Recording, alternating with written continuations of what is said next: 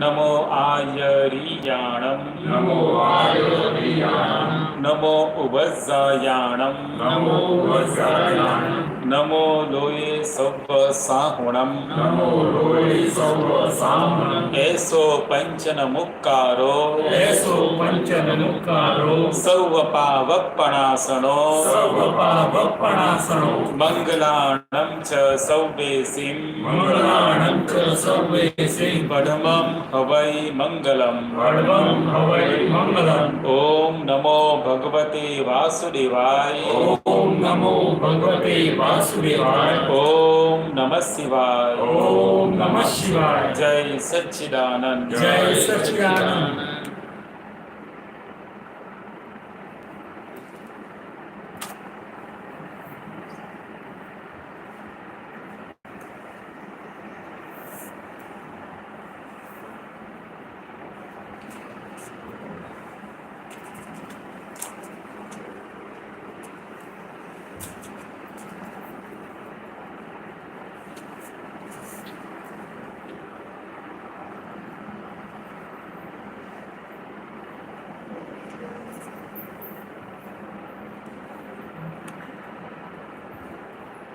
जय सच्चिदानंद ज्ञानी पुरुषना दर्शन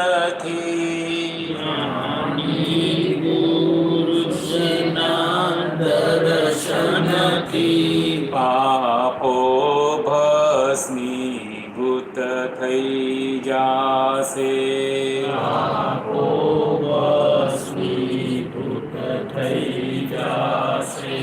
અંતર ઠારક આમોક્ષ મૂરત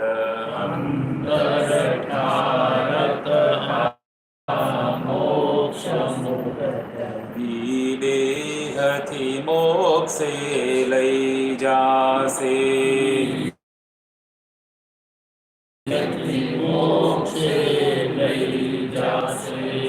મહાતત્વની ઉપલબ્ધિ થાતા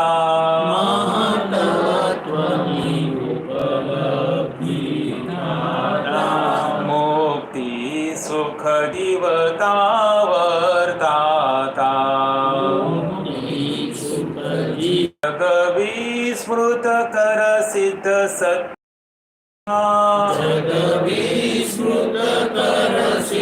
સત્સંગમાં ભવ ભવના પાપ બળી જાતા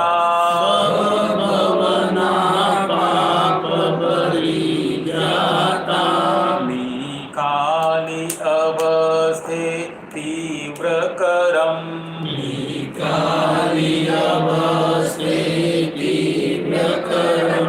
રૂપ સુખ દુઃખ ભ્રાંતિ ઓગળશે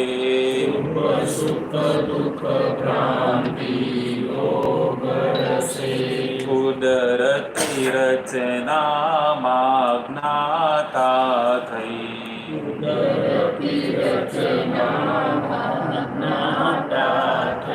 જ્ઞેયો પરમાણુ ખરી પડશે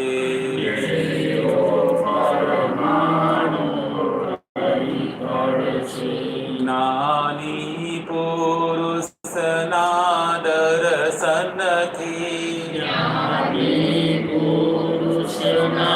દર્શનથી પાપો ભસ્મીભૂત થઈ જાશે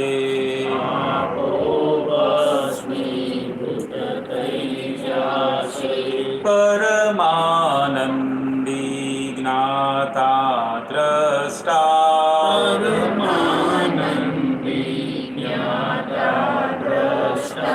છે સિદ્ધ સમ પ્રત્યેકા જીવમાં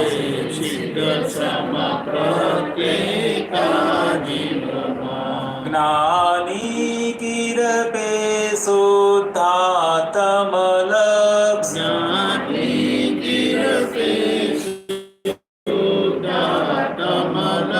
જડિયું તેના બંધન તૂટતા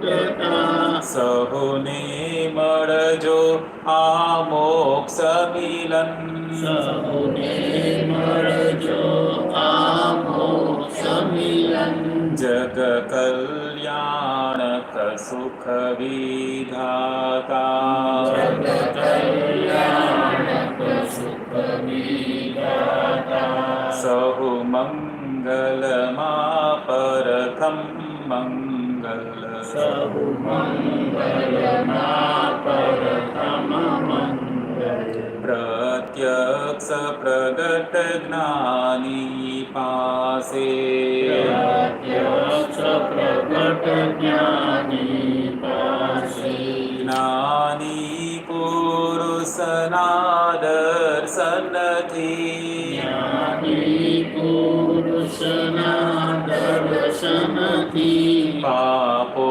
ભસ્મીભૂત થઈ જાશે પાપો ભસ્મીભૂત થઈ જાશે ભીતર બહાર અદ્ભુત શાંતિ ભીતર બહાર અદ્ભુત શાંતિ ને દેહ પડોશી જમ ભાસે દેહ પડોશી જન ભાસે વિનાશી ચીજના મોહ જતા વિનાશી ચીજના મોહ જતા નિજ આત્માનંદ સ્વરૂપ લાધે નિજ આત્માનંદ સ્વરૂપ લાગે સર્વાંગે સાત્વિક શુદ્ધ ઉપયોગ સર્વાંગે સાત્વિક શુદ્ધ ઉપયોગ સિદ્ધાર્થ અમરત તપ કંતે સિદ્ધાર્થ અમરત તપ મંત્રે નિધિ ધ્યાસ રહો સ્વાછો શ્વાસે નિધિધ્યાસ રહો શ્વાસો શ્વાસે માણ્યો મુક્તિ સુખ ત્રિસાજે માણ્યો મુક્તિ સુખ ત્રિસાજે જ્ઞાની પુરુષના દર્શનથી જ્ઞાની પુરુષના દર્શનથી પાપો ભસ્મીભૂત થઈ જાશે પાપો ભસ્મીભૂત થઈ જાશે અંતર ઠારક આ મોક્ષ મૂરત અંતરઠારક આ મોક્ષ મૂરત વિદેહથી મોક્ષે લઈ જાશે દેહથી મોક્ષે લઈ જાશે વિદેહથી મોક્ષે લઈ જાશે દેહથી મોક્ષે લઈ જાશે જય સચ્ચિદાનંદ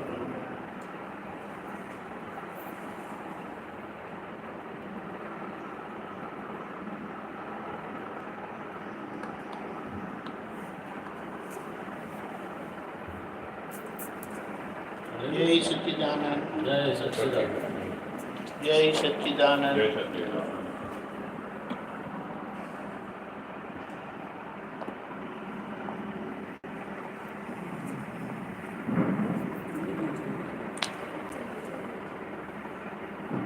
દીદીભાઈ તમારો થોડો પરિચય આપજો ને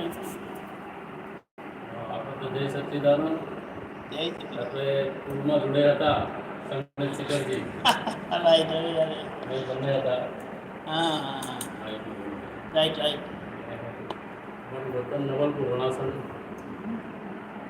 જોડે નવલપુર જયસિંહભાઈ સાહેબ ને ખેમાભાઈ પ્રજાપતિ આવતા સત્સંગમાં હા રૂપાકા આવતા હા હા હા ખેમાભાઈ પ્રજાપતિ મારા પપ્પા છે અચ્છા નવલપુર બરાબર એ ત્યારે છે નવલપુર અમે અહીંયા રહીએ અચ્છા બરાબર આ લોકોનો પરિચય અમારા આ પાડોશી છે બેનાબેન, આ હરેશભાઈ પાડોશી છે અમારા. બરાબર. એ રિટાયર્ડ છે સ્કૂલમાંથી. અને હરેશભાઈ છે પોતે મેડિકલ સ્કૂલ ચલાવે છે, એમના બ્રધરની ગાયનેક હોસ્પિટલ. અચ્છા. દાદા છે મારા પડોશી, એ પરમ જ્ઞાની માનીએ છીએ અમે તો અમારે ત્યાં મારા પડોશમાં. કેમ કે એટલું જ્ઞાન છે ને કે અમને જ્યારે ગુમ કરીએ ને ત્યારે અમને અનુભવ કરાવે છે. અમને એવા માણસ બતાવ્યા છે કે આ જન્મનું મોક્ષ જવાવાળા કોણ છે એ અમને બતાવ્યા, અને એમના હાથે અમને ભોજન કરાવ્યું છે. અને એ પાછું સત્સંગ કાર્યનું બહુ સરસ. એવું કાર્ય કરવાવાળું અમને આ મોક્ષ જવાવાળાના દર્શન આ એમના હાથે ભોજન કરાવ્યું એટલે તો હા હા. એ કહી ગયા છે કે જયસિંહ બાબા ગોધમતીમાં એ કૃપાળુદેવ શ્રીમદ રાજચંદ્રના ખાસ અમે હતા. હા બરાબર. એમના જે ગુરુજી લક્ષ્મીપુરા ગામમાં રામજી બાપા થઈ ગયા. એ રામજી બાપાએ કૃપાળુદેવ ભગવાન થઈ ગયા. આવું જયસિંહ બાપાને કહ્યું, સાધુ ભણેલા નતા બિલકુલ. હા એટલે હું તને એનું પુસ્તક મંગાઈ આપું, તું વાંચી જો. હા. કે હું ભણેલો નથી બાવાજી, પણ કે જરા તું ખોલી તને આવડશે. એ આખું કૃપાળુદેવનું આખું જે જ્ઞાન એ અમારા જયસિંહ બાપાએ આખું રોમમાં અમને પચાવી દીધું. બરાબર બરાબર. એ છે આ આત્મસિદ્ધિ રાજચંદ્રની આત્મસિદ્ધિ શાસ્ત્ર બરાબર. બહુ પુણ્ય ગયા પુણ્ય ઘેર હે પ્રભુ પુણ્યથી સુખદેહ માનવ નિત્યક્રમ કરે. બરાબર. પછી દિલીશભાઈ છે પ્રણાસન જોડે નવા કરું ને હા. ત્યાંના વર્ત છે, પણ અહીંયા રાષ્ટ્રીય પશુતાના છે. એ બે જણા લાવવા ગયેલા છે દિનેશભાઈને ત્યાં. છીએ તે દિનેશભાઈ સ્કૂલમાં છે ને એમને પછી ત્યાં. અમારા વ્યવસાયાર્થે દુકાન છે એની બાજુમાં છે પેલી દુકાન રાજુભાઈ છે. અને આ ભાઈ આવ્યા હમણાં વ્હાઇટ શર્ટમાં, એ મારા મામાના દીકરા છે, પણ મારા દુકાનનું બધું સંચાલન એ કરે છે. શું? મારી દુકાનનો વ્યવસાય બધો એ હા સંભાળે. હા હા. બરાબર બરાબર. બહુ સરસ. હા. શું ભણ્યા બેબી?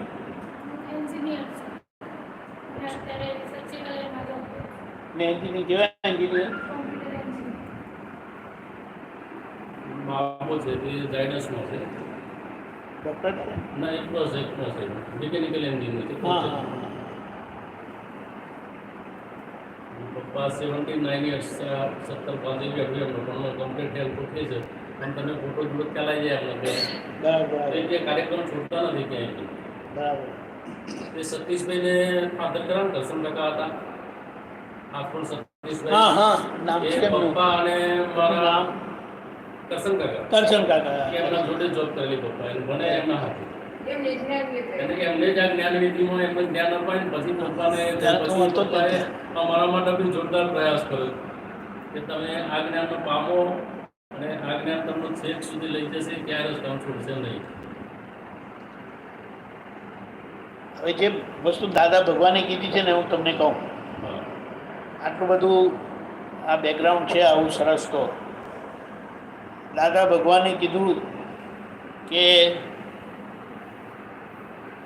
એમનો એક સંજોગ હું તમને કહું કે દાદા ભગવાનના જે ધંધાના પાર્ટનર હતા ને એ કાંતિભાઈ આપાભાઈ પટેલ, કનુ દાદાજીના પિતાશ્રી. તે એક વખત એ લોકો કામે ગયા હતા, કોન્ટ્રાક્ટનો ધંધો હતો, કામે ગયા હતા. તો એ જગ્યાએ પહોંચ્યા પછી લગભગ 2-2.5 કલાકની યાત્રા હતી. ત્યાં પહોંચ્યા પછી એમને ખ્યાલ આવ્યો કે પ્રાર્થનાની ચોપડી રહી ગઈ છે. રહેવા દીધું. પ્રાર્થનાની ચોપડી રહી ગઈ છે. તો દાદાને કે હું આવું પાછો એમ. દાદા કીધું 2 દિવસમાં આપણે પાછા જ જવાના છે એમ કે, અહીંયા બહુ વધારે કામ નથી. ના પણ એ મને નહીં ચાલે એમ કે, મારે પ્રાર્થના કરવાની એટલે કરવાની, અને એ ચોપડી વગર મારાથી પ્રાર્થના થાય નહીં એમ કે. એટલે હું જઈને લઈ આવું આમ કે આવી જાઉં પાછો 4-5 કલાકમાં.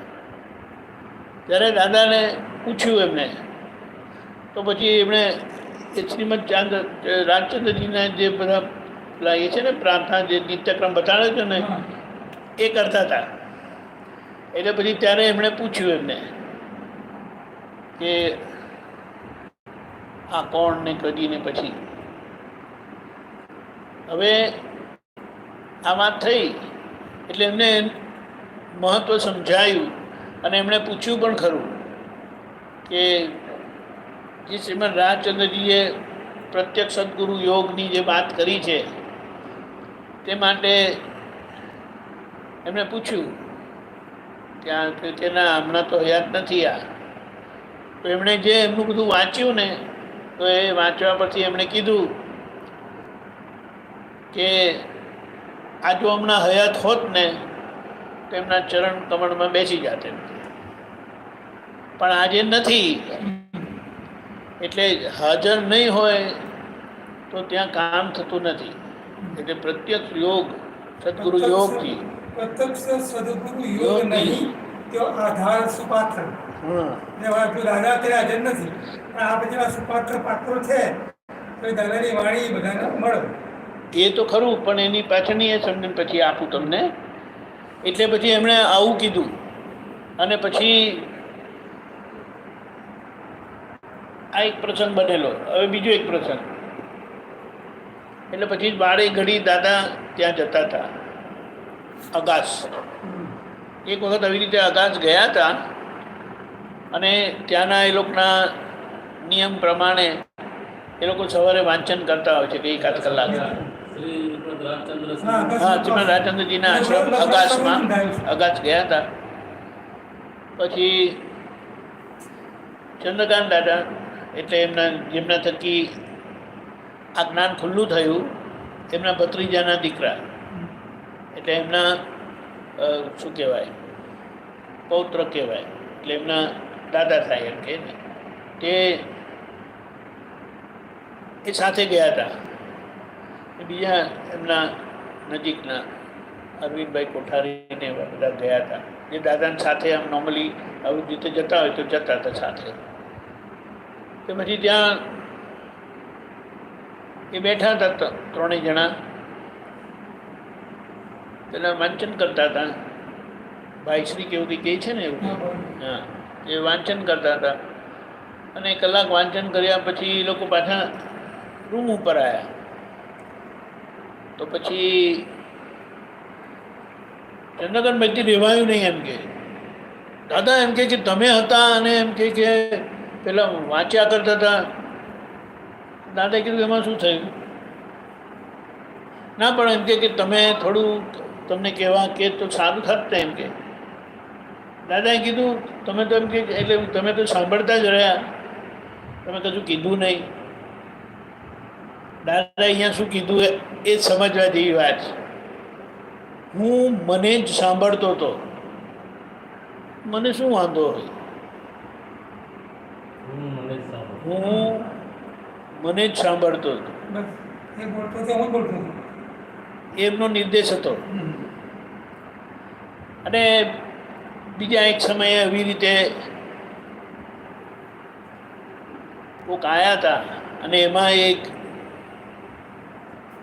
જસુભાઈ વકીલ કરીને હતા કે જેમને બહુ શ્રીમદ રાજચંદ્રજીની 30 વર્ષ આરાધના કરેલી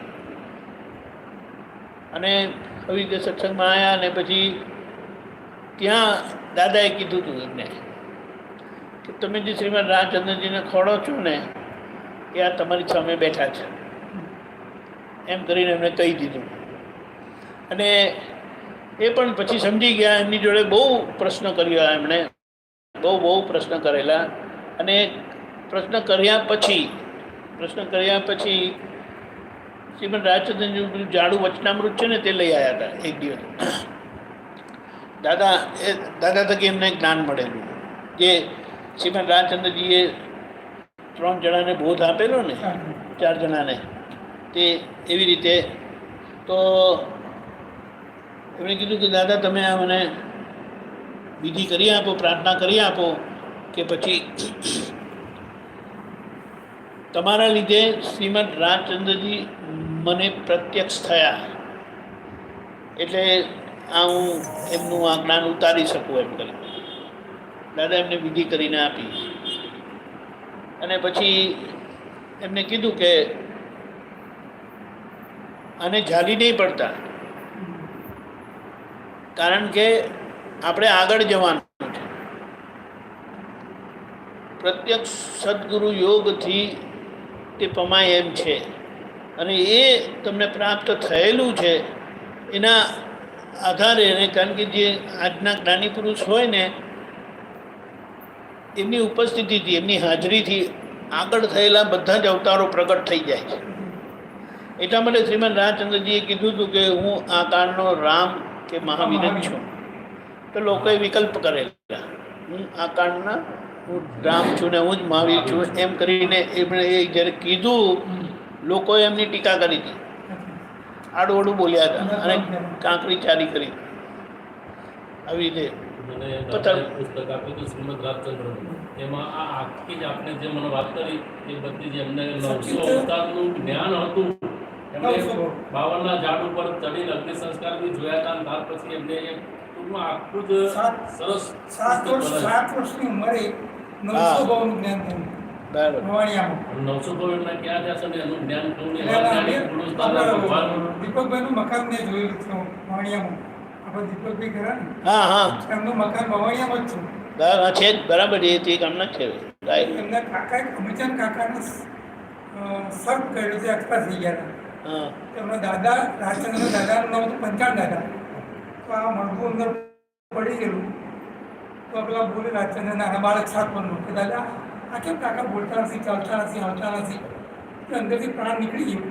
એટલે એમનું નદી કિનારે, તળાવના કિનારે એને તૂટી વાળવાનું.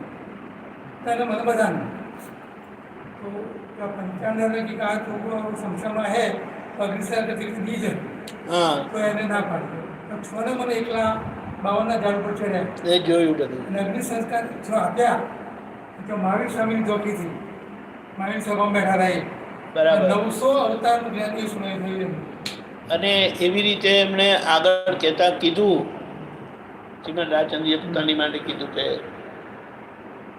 અમે મહાવીર ભગવાનના છેલ્લા શિષ્ય હતા, અને જ્ઞાની લઘુશંકાની આજ્ઞા ચૂકાઈ ગયા હતા.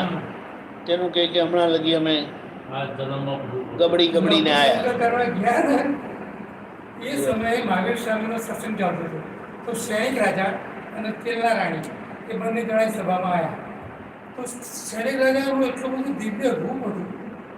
તો આ બધી જે સ્ત્રીઓ હતી એ સૈનિક રાજાનું જોઈને મોહિત થઈ ગઈ, અને તેલના રાણી જોઈને પુરુષો મોહિત થઈ ગયા. હવે આ મોહનીય કર્મ જે ચોટી જાય ઉડાડવાની વાત મહાવીર સ્વામી ચાલુ કરી. એ સમયે આ કપાળદેવ લઘુશંકર કરવા ચાલ્યા ગયા. એ વાત સંભાળવાની રહી જવાથી 900 અવતાર કરવા આપણે સૈનિક રાજાની જે હતી ને ત્યાં આપણે ગયા હતા ને સભાશીકર જાત્રા. હા રાઈટ. એટલે હવે મૂળ મુદ્દો એ કહીએ હવે આપણે કે હવે વિચારો કે જે 4 જણાને બોધ આપેલો એમાંના કોઈ પણ હાજર હોય તો આપણને શ્રીમદ રાજચંદ્રજીની વાત જેમ છે તેમ મળે કે નહીં? આપણે બીજો એક વિકલ્પ એટલે વિચાર કરીએ. કૃષ્ણ ભગવાને અર્જુનને આ જ દિવ્ય દર્શન કરાવેલા. અર્જુન જે આજે હાજર હોય તો એ કૃષ્ણ ભગવાનની વાત આપણને જેમ છે તેમ મળે કે નહીં? રામ ભગવાને હનુમાનજીને આ દ્રષ્ટિ આપેલી, એ બંને મોક્ષે ગયા, પણ ચિરંજીવી તરીકે હનુમાનજી છે. કારણ કે લાંબા સમય લગી એમની જે ભક્તિ હતી ને, એમ કે એ ભક્તિનું ઉદાહરણ લાંબા સમય સુધી લોકોને માર્ગદર્શન કરશે. લોકોનું એમને ખાલી નામ યાદ કરવાથી એમનું કામ થશે. ભૂત પિચાચ નિકટ નહીં આવે મહાવીર જબ નામ સુનાય. એટલે હવે જો એ હનુમાનજી હાજર હોય તો રામ ભગવાનનું દર્શન જે હતું તે આપણને મળે. હજી એક આગળનો દાખલો લઈએ કે મહાવીર ભગવાન 2600 વર્ષ જેવું પહેલાં થઈ ગયા. એમને આ જ દર્શન ગૌતમ સ્વામીને કરાયેલું, બીજા 10-11 ગંધર્વોને એમની સાથે. હવે જો ગૌતમ સ્વામી આજે હાજર હોય તો મહાવીર ભગવાનનું દર્શન આપણને મળે કે નહીં? હવે સંજોગ એવો બન્યો, દાદા ભગવાન થકી બધાને મળ્યું, અને આજે એની આપણે કહીએ ને કે વાત કરતાં થોડો સંકોચ, બહુ સંકોચ થાય, પણ આજે એ જ વાત તમને પ્રાપ્ત થઈ શકે એમ છે. એટલે એ હેતુ એ કરીને અમે ફરીએ છીએ. દાદાએ ખાસ કીધેલું કે હું બધે કેવી રીતે પહોંચી વળું. એટલે અમે લોકોએ આપતા પુત્ર કહેવાય ને, તો અમે ભાવના કરી હતી કે દાદા અમે તમારા હાથ પગ બનીશું. અને દાદાએ આશીર્વાદ ચકાસ કરીને, તપાસ કરીને, બરાબર પેલું કહે ને ટીપીને અમને આશીર્વાદ આપેલા. એટલે આજે એ દાદા ભગવાનનું યોગ બળ કામ કરી રહેલું છે. એ જ વિતરાગ દર્શન આપણે પ્રાપ્ત થઈ શકીએ એમ છે. એટલે આપણે શું કહીએ કે હવે એ પ્રાપ્ત કરવું હોય તો એનો રસ્તો છે. એટલે જેમ શ્રીમદ રાજચંદ્રજીએ 4 જણાને બોધ આપેલો, ઈડર પર આપેલો, બરાબર. એટલે આપણે ઈડર પર જવાની જરૂર નથી, પણ એ સંજોગ થઈ શકે છે. અને યોગાનું યોગ આજે ગોઠવેલું છે, આજે સાંજે રાત્રે એટલે 8:30. ક્યાં છે? મહાદેવપુરા. નામ શું પેલા કાકાનું નામ? વિષ્ણુભાઈ કરીને છે. એ આ 25-26 જે કીર્તન ભક્તિ રાખી છે ને એના નિમંત્રક છે. અને એમણે ગઈકાલે અમે ત્યાં સત્સંગ થતો તો એમણે ભાવ કર્યો. એટલે આમ ગોઠવવાનું હતું શુક્રવારે, કાલે. પણ એમ કહે કે કાલે અમે પેલું આગલી દિવસે શનિવારે પ્રોગ્રામ છે ને, એટલે એની તૈયારીમાં અમારે ત્યાં જવું પડશે. એટલે અમારાથી અહીંયા સમય અપાશે નહીં. એટલે આજની એમણે વિનંતી કરી હતી અને બધું ગોઠવાયું. એટલે મુદ્દો એ છે કે આ હવે પેલું આપણું આજે આ પદ હમણાં ગાયું ને, જ્ઞાની પુરુષના દર્શનથી પાપો ભસ્મીભૂત થઈ જશે. ક્યાં છે? જ્ઞાની પુરુષનું દર્શન એટલે એમની દ્રષ્ટિ, એ જે સમજણથી જીવે છે. દર્શન એટલે જે સમજણથી જીવે છે. એ સમજણ જો આપણને પ્રાપ્ત થાય તો જેવી રીતે એમના પાપો કર્મો ભસ્મીભૂત થયા, આપણા પાપો કર્મો ભસ્મીભૂત થાય. અને આજે જે એ પ્રયોગ થવાનો છે સાંજે, તેમાં એ આ પાપો ભસ્મીભૂત થાય છે. એમાં કુદરતી છે. એમાં આપણે કહીએ ને કે હાથ પગ અમારા કામ કરે છે, પણ યોગ બળ એમનું કામ કરે છે. એમાં અમારે તો ખાલી નિમિત્ત ભાવ કામ કરે છે. પણ મુદ્દો સમજવાનો કે એ દર્શન આપણને પ્રાપ્ત થાય એટલે શું, આ ત્રીજી આંખ જે શિવજીની આંખ કહે છે ને, એ ખુલવી જોઈએ. એ ખુલી જાય તો બધી વાત આપણને સમજાઈ જાય શું છે હકીકત. આ ચામડાની આંખો એ કર્મની આંખો, એ 2 આંખો છે, છતાં બધે એક જ જુએ.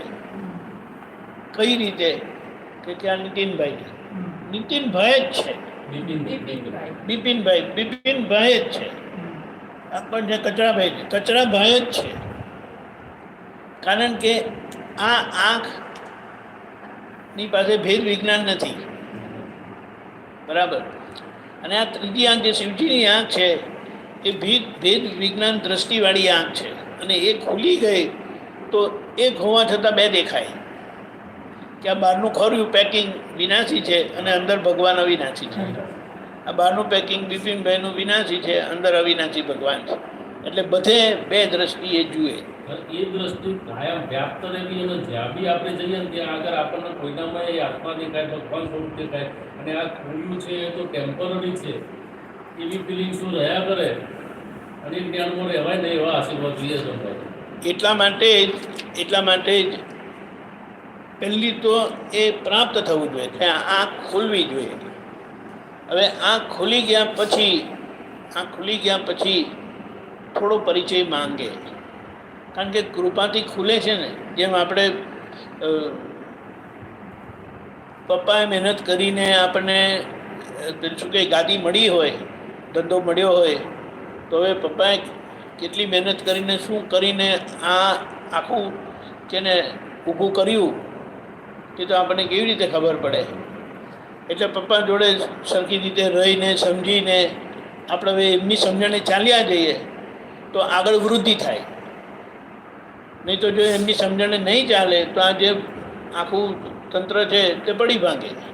કારણ કે એમને કઈ મહેનતે આખું ઊભું કર્યું, એ મહેનત આગળ વધે તો વધારે લોકોને લાભ થાય, પોતાનો ઉત્કર્ષ થાય. એટલે એના માટે કૃપાથી પ્રાપ્ત થાય છે થોડો સમય કાઢીને વાત સમજી લેવાની, અને સમજી ગયા પછી તમે પોતે તે સ્વરૂપ જ થઈ જાઓ. એટલે એમ કહેવાય કૃષ્ણ ભગવાને અર્જુનને આ દ્રષ્ટિ આપીને એમના જેવા બનાવેલા, શિષ્ય નહોતા બનાવેલા. આ જ્ઞાની પુરુષની આ ખૂબી છે, જેવા છે તેવા. જ્ઞાની પુરુષની આ ખૂબી છે કે એમના જેવા બનાવે, એમના જેવા બનાવે. એટલે દાદા ભગવાને અમને કહેતા હતા કે તમારાને મારામાં બહુ ફેર નથી. આપણે એમની ઉદારતાને નમસ્કાર કરીએ છીએ ખરેખર, પણ સિદ્ધાંત સમજીએ તો આપણને એમનો જવાબ જે આપ્યો ને તે આપણને ખ્યાલમાં આવે કે હું તમારા કરતાં એક પગલું આગળ છું, તમે મારા કરતાં એક પગલું પાછળ છો. વ્યવહારથી, દ્રષ્ટિથી, એટલે દશાથી આપણામાં ફેર નથી, દશાથી આપણામાં ફેર નથી, પણ વ્યવહાર કાચો છે તમારો. અમારો વ્યવહાર અમે ચોખ્ખું અવતારોથી ચોખ્ખું કરતાં કરતાં આવ્યા છે, અને અમારા સ્વ પુરુષાર્થથી આ ખુલ્લું થયેલું છે. કૃપા તો હતી જ, પણ અમારો પુરુષાર્થ, કારણ કે અમે દાદરા ચડતા આવ્યા, અને તમને કોઈ દાદરા ચડાયા વગર સીધું કૃપાથી તમને પ્રાપ્ત થઈ ગયું. હવે જો એ કૃપાથી પ્રાપ્ત થયેલું છે એટલે એમ કે તમારો વ્યવહાર કાચો છે, દ્રષ્ટિ એક જ છે. એટલે એમ કે તમે વ્યવહાર તમારો પાકો થઈ જશે તો મારી જોડે જ છો એમ કે. એટલે કેટલું બળ પણ આપ્યું, આપણો ઉલ્લાસ રહે, આપણું અંદર બેસી ના જાય કે તમે હવે પુરુષાર્થ કરો. આ પુરુષાર્થની ખામી છે. અને મારે તો દાદરા ચડવાની મહેનત કરવાની હતી, તમારે કે દાદરા ચડવાની મહેનત નથી કરવાની. અમે જે આજ્ઞા આપી છે ને એ પ્રમાણે રહો એટલે તમારું કામ થઈ જાય. શ્રીમદ રાજચંદ્રજીએ કીધું, શાસ્ત્રમાં લખેલું છે, આણાએ ધમ્મો આણાએ તવો. એ આજ્ઞામાં બધા જ ધર્મ, બધા જ વ્યવહાર, બધા જ જવાબ આપી દીધા. એટલે એ આજ્ઞા પછી આપવામાં આવે આ પ્રયોગ પછી. તો જો તમને ભાવ થતો હોય તો જરૂરથી આવો, અને લીધેલું હોય તો તમારા માટે એ સામાયિક થઈ જશે. એ જ એટલે જેમને લીધેલું છે એમના માટે એનું પુનરાવર્તન થઈ જશે, સામાયિક થઈ જશે. હા, આજે છે સાંજે મહાદેવપુરામાં કુદરતી ગોઠવાયું છે. એટલે આ છે દર્શન. મહાતત્વની ઉપલબ્ધિ થતા મુક્તિ સુખ જીવતા વર્તાતા. એટલે આ સંસારના ધક્કા, કર્મના હિસાબો વચ્ચે તમારી શાંતિ બિલકુલ જાય નહીં. તમને મુક્તતાનો અનુભવ થાય ખાતરીપૂર્વક. જગ વિસ્મૃત કર સિદ્ધ સત્સંગમાં, એટલે સિદ્ધ સ્વરૂપ આત્માનો સંગ થવાથી, જ્ઞાન મળવાથી, પોતે આત્મા જોડે એકાકાર થઈ જવાથી જગત વિસ્મૃત થઈ જાય. એટલે આ મન વચન કાયાની કર્મકૃત પરિણામની અસરો, એ જગત છે, તેની અસરોમાંથી તમે મુક્ત થઈ જાઓ. ભવના પાપ બળી જશે. અનંત અવતારનો ઉકેલ લાવવો હોય તો એક જન્મ જ્ઞાનીની આજ્ઞા પ્રમાણે ચાલ્યો જાય. અને એ જ્ઞાનીની આજ્ઞાનું બળ એટલું બધું છે, એક અંતર મુહૂર્તમાં એ કેવળ જ્ઞાનને પામી શકે છે. શ્રીમદ રામચંદ્રજીના આ શબ્દો છે. એક અંતર મુહૂર્તમાં કેવળ જ્ઞાનને પામી શકે છે. એક અંતર મુહૂર્ત એટલે 2 ઘડી. 2 ઘડી એને એક ગુંઠાણું કે 48 મિનિટ આશરે. 48 મિનિટનો જોરદાર પુરુષાર્થ કરવાનો છે અને તમારો ઉકેલ આવી જાય. આ જ્ઞાન એટલું સક્ષમ છે, પણ એ જ્ઞાન સાથે જે વાસણ જોઈએ ને, આ શરીરને વાસણ કહેવાય, એ વાસણ સક્ષમ નહીં હોવાથી ઓછામાં ઓછું એક ભવમાં થયા. ને વધુમાં વધુ જે શ્રીમદ રાજચંદ્રજીએ જ કીધું, આવું જ્ઞાન મળે તો 15 થી 16મો ભવ નથી. એક સત્પુરુષને શોધીને તેના ચરણ કમળમાં સર્વભાવ સમર્પણ કરી વધતો જાય. પછી મોક્ષના માટે મારી બાજુ લે. પછી તે સત્પુરુષને શોધીને તે કહે તે જ સત્ય માનવામાં. હા, ઉત્કૃષ્ટ આખી જિંદગી ગઈ 15 ભાવે અવશ્ય મોક્ષે જઈશ. અને 15 ભવ માટે તો એમ કીધું કે એ તો ક્રમમાં કીધું. ક્રમમાં આ અક્રમની પ્રાપ્તિમાં 2-3 ભવ વિના ઘણા થઈ ગયા. અક્રમને અને તમને પોતાને જ અનુભવ થાય એમ નહીં, તમને પોતાને અનુભવ થાય કે ના વાત સાચી છે, હા. વાત બિલકુલ સાચી છે. એટલે નિકાલી અવસ્થા તીવ્ર કર્મ, ગમે તેવું તીવ્ર કર્મ હોય, ગમે તેવું ભારી કર્મ હોય, પણ એ અવસ્થા તમારા માટે નિકાલી થઈ જાય છે. એટલે ગ્રહણીય, એટલે કર્મ બંધની ભૂમિકા થતી નથી. ગમે તેવા તીવ્ર કર્મને પણ તમે પાર કરી જાઓ. રૂપ સુખ દુઃખ ભ્રાંતિ ઓગળ છે. એટલે આ રૂપ, આ જગતનું બધું દેખાતું રૂપ, આ સંસારનું સુખ અને દુઃખ જે અસર કરે છે ને એ ભ્રાંતિ ઓગળી જશે. એટલે એની અસરમાં તમે નહીં આવો, નહીં દેખાય. આપણને એમાં લાગે બિલકુલ તો એ બધું સ્વસ્થ રહી શકશો. કુદરતી રચનામાં જ્ઞાતા થઈ જ્ઞેયો પરમાણુ ખરી પડશે. આ કુદરતી રચના છે બધી. શરીર કુદરતી રચનામાં આવેલું છે. એમાં તમે દ્રષ્ટા ભાવે જ્ઞાતા ભાવે રહીને એ બધું જે પરમાણુ એકઠું કરેલું છે ને ભ્રાંતિથી અજ્ઞાનતાથી, બધું ખરી પડશે. પરમાનંદી જ્ઞાતા દ્રષ્ટા, આ દ્રષ્ટિ મળવાથી તમને પરમાનંદ ખુલ્લો થાય છે અને જ્ઞાતા દ્રષ્ટા સ્વભાવ ખુલ્લો થાય છે. પણ કારણ કે વ્યવહાર કાચો હોવાના કારણે આપણી ભૂમિકા ઉપર બેસાડેલા છે, પણ આપણે નીચે રહીને કામ કરવું પડે છે. કારણ કે આ નામધારીનો આ જે વ્યવહાર છે, મન વાણી કાયાનો વ્યવહાર, તે મોક્ષ માટે શું કહેવાય પાકો નથી. તો હવે એને પાકો કોણ કરશે? હું કહું કે બિપિનભાઈ મને હેલ્પ કરજો ને, કે આમાં કોઈની હેલ્પ કરી શકે નહીં. નહીં, નહીં. જે હેલ્પ થઈ શકતી હતી તે કૃપાથી થઈ જાય છે. બાકીનું કામ આપણે કરવાનું છે, જેના માટે દાદા આપણને આજ્ઞા આપે છે. અને એ આજ્ઞા થકી આ બધું કામ પૂરું થઈ જાય. જબરજસ્ત છે. સિદ્ધ સમ પ્રત્યેક આ જીવમાં, એટલે એ પરમાનંદી ભગવાન આત્મ સ્વરૂપ બધામાં રહેલા છે, જીવ માત્રમાં. અને જ્ઞાની કૃપાથી શુદ્ધાત્મા લક્ષ બેસે તો કે એમના બધા બંધન તૂટી જાય. કારણ કે બધામાં વ્યક્તિ જોવા છતાં અંદરના ભગવાનના દર્શન કરે. એટલે બહારનું પેકિંગ ગમે તેવું હોય, પણ અંદર ભગવાનના દર્શન કરી લે એટલે પેકિંગની અસર થાય નહીં. પેકિંગને જોઈને રાગ દ્વેષ થાય, અને રાગ દ્વેષની જોઈને જ રાગ દ્વેષ થાય. અને રાગ દ્વેષથી કર્મ બંધ છે. અને પેકિંગને જોઈને જ બધા આ સાંસારિક ભાવો થાય. બરાબર. હવે એ પેકિંગ આ આંખ જુએ અને આ ત્રીજી આંખથી ભગવાનને જોઈ લે એટલે આ આંખનો પ્રભાવ જતો રહે. ખ્યાલ આવ્યો? શિવજીની ત્રીજી આંખ આ રીતે કામ કરે છે. આ આંખો આપણને શું કહેવાય ખોવાડી નાખે એવી છે, પણ આ આંખ આપણને ખોવાવા દે નહીં અને અંદરના ભગવાનના દર્શન કરાવીને આપણને મુક્ત કરાવે. સહુને મળજો આ મોક્ષ મિલન. આપણે પ્રાર્થના થાય આવું જેમને પ્રાપ્ત થાય તો સહેજે ભાવ થાય કે બધાને આ મોક્ષ પ્રાપ્તિ મળે. જગ કલ્યાણક સુખ વિધાતા સહુ મંગલમાં પ્રથમ મંગલ પ્રત્યક્ષ પ્રગટ જ્ઞાની પાસે. એટલે જો સર્વશ્રેષ્ઠ મંગલ હોય તો એ જ્ઞાની પુરુષનો યોગ મળ્યો ને તે તમારું સર્વસ્વ કલ્યાણકારી છે. હવે એ જેમને પ્રાપ્ત થઈ જાય છે ને, છેલ્લો ફકરો છે ને એનો છે પરમાનંદી ભીતર બહાર અદ્ભુત શાંતિ. એટલે અંદરના પરિસરો અને બહારના ઉપસર્ગો, એટલે અંદરની પીડા, શરીરની વ્યાધિ કે મનની આધિ, માનસિક દુઃખો, શારીરિક દુઃખો અને બહારથી આવે પડેલી ઉપાધિજનક દુઃખો, આ ગરમી થાય છે, ઠંડી થાય છે, તે કે એમાં અદ્ભુત શાંતિ રહેશે, સ્થિરતા રહેશે. અને જે પડોશી હોય એવી રીતે ભાસ છે, દેખાશે. શરીર હું તમને જોઉં છું ને એવી રીતે હું અમને જોઉં. વિનાશી ચીજના મોહ જતા, હિસાબથી મોહ રહ્યો, હિસાબથી મોહ રહ્યો પણ એ નિકાલી રહ્યો. એટલે બંધન કરતા નથી, પણ એમાંથી તમારે પસાર થવું પડશે.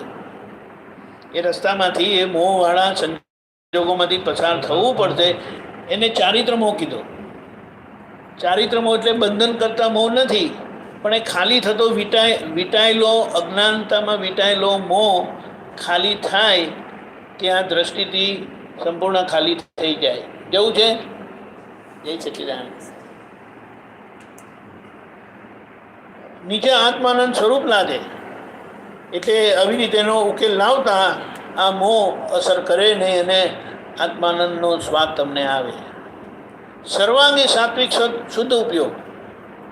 હવે ધીમે ધીમે કરીને જેમ જેમ, કારણ કે કૃપાથી મળેલું છે એટલે બધે એવી જાગૃતિ રહે નહીં, પણ ધીમે ધીમે પુરુષાર્થે કરીને બધે તમારી જાગૃતિ થતી જાય. અને સર્વાંગે એટલે ટોટલી બધી જ અવસ્થામાં સાત્વિક શુદ્ધ ઉપયોગ એટલે બધામાં શુદ્ધાત્મા ભગવાનના દર્શન કરી લો, આત્મ સ્વરૂપના દર્શન કરી લો. સિદ્ધાર્થ અમૃત તપકંતે, સિદ્ધત્વનું, સુખનું, પરમાનંદનું અમૃત અંદર ટપકશે, એનો અનુભવ થશે. નિધિ ધ્યાસ રહો શ્વાસો શ્વાસે, માણ્યું મુક્ત સુખ ત્રિસાજે. એટલે એવા જ્ઞાની પુરુષનું નિધિ ધ્યાસન મને શ્વાસે શ્વાસે એ રહેજો. એ અંતરથી કહેવા જ, એક તો બહારનું એમનું ઉદ્ગલ પણ એટલે પ્રકૃતિ પણ એટલી જ સાત્વિક અને દિવ્ય થયેલી છે, અને અંદરની દશા એમની પરમાત્માની છે, તીર્થંકર પરમાત્માની જેવી દશા છે. તો એ દર્શન આપણું ખુલે અને ત્રિસાંજ એટલે મન, વાણી, કાયાના પીડામાં, તકલીફમાં, કર્મના હિસાબમાં તમને મુક્તિ સુખથી તમે મુક્ત બની રહો. આ ભૂમિકા સહેજે ખુલે છે, પ્રાપ્ત થાય છે. જય સચ્ચિદાનંદ. 1 મિનિટ આ ચોપડી લેતા જજો બેન.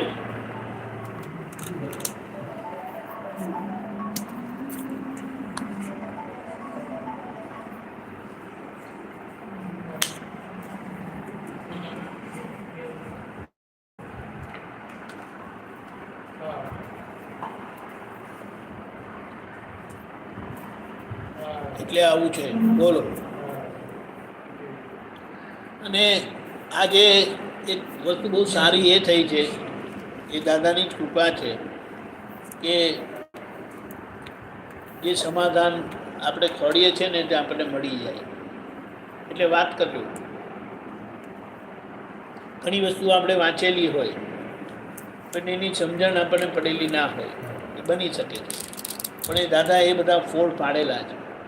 કારણ કે પેલા જસુભાઈ વકીલ કરીને કીધું ને, 30 વર્ષથી જે આ ભક્તિ કરતા હતા શ્રીમદ રાજચંદ્રજીની, એમણે ખૂબ સવાલો પૂછેલા દાદાને. બધા એમને કહ્યું કે જ્યાં જ્યાં એમને સમજણ નથી પડી ને વચનામૃતમાં, તે બધું પૂછીને દાદા પાસે સમાધાન કરી લીધેલું. બહુ જબરજસ્ત. એટલે એ લાભ આપણને મળે એમ છે. બોલો. એક વખતે આ દાદાનું જ્ઞાન મળ્યું અને ત્યાં સુધી શરૂઆતમાં તો થોડું પકડાવું અને એના સમજણ પડી, અને સમજણ પ્રોપરલી નથી પડતી ત્યાં સુધી તો અવડાવમાં જ રહેવાનું. બરાબર. બધી વેદી થોડીક વાંચન આ સત્સંગો જઈએ અને લગભગ વાંચવાનું રોજ એક ટેસ્ટ કમ્પલસરી રાખ્યું. પછી ખબર પડી કે આપણે બરોબર રસ્તે છીએ ને આપણે કંઈ કરવાની જરૂર નથી. હા, બરાબર છે. આમાં મોટી વાત એ છે કે આ દ્રષ્ટિ ખુલ્લી થવાથી કોઈ પણ ધર્મની વાત, કોઈની પણ વાત તમારી પાસે આવશે ને તો તમને એ પૂરી સમજાઈ જશે, અને એ વાતનો સ્વીકાર થશે કે બધા એ જ વાત કરે છે, ભાષા જુદી છે, શબ્દ જુદા છે. ખ્યાલ આવ્યો? આ વાત છે. જે માર્ગ ઉપર છે તે માર્ગ પર ચાલવાના અનુભવ કહે છે. જેમને માર્ગ જોઈએ છે, આ જેટલા બધા માર્ગ છે ને આજે બધા મોક્ષ માર્ગ જ છે. એટલે આસ્થા ચેનલ આપણે ખોલીએ ને તો બધા જ મોક્ષની વાત કરે. એટલે જેમ આપણે કહીએ કે કેજીમાં હોય, બાળ મંદિરમાં હોય, અને આપણે કહે બાબા શું થવું છે તારે? મારે ડૉક્ટર થવું છે. હજી તો કેજીમાં છે, કશું ઠેકાણું પડ્યું નથી, પણ થવું છે ડૉક્ટર. 10મા ધોરણમાં છે, શાની તૈયારી કરું છું? મારે ડૉક્ટર થવું છે. 12મા ધોરણમાં છે, શું થવું છે? ડૉક્ટર થવું છે. પેલા જે મેડિસિનમાં ઓલરેડી એડમિશન લઈ લીધું છે તે શું કહીશ? મારે ડૉક્ટર થવું છે. આ 4માં કોણ ખોટું? બધા જ સાચા, બધા જ સાચા. ખ્યાલ આવ્યો? હવે સર્વ જીવ સિદ્ધ સમજે તે પામે, સમજે તે થાય. બરાબર.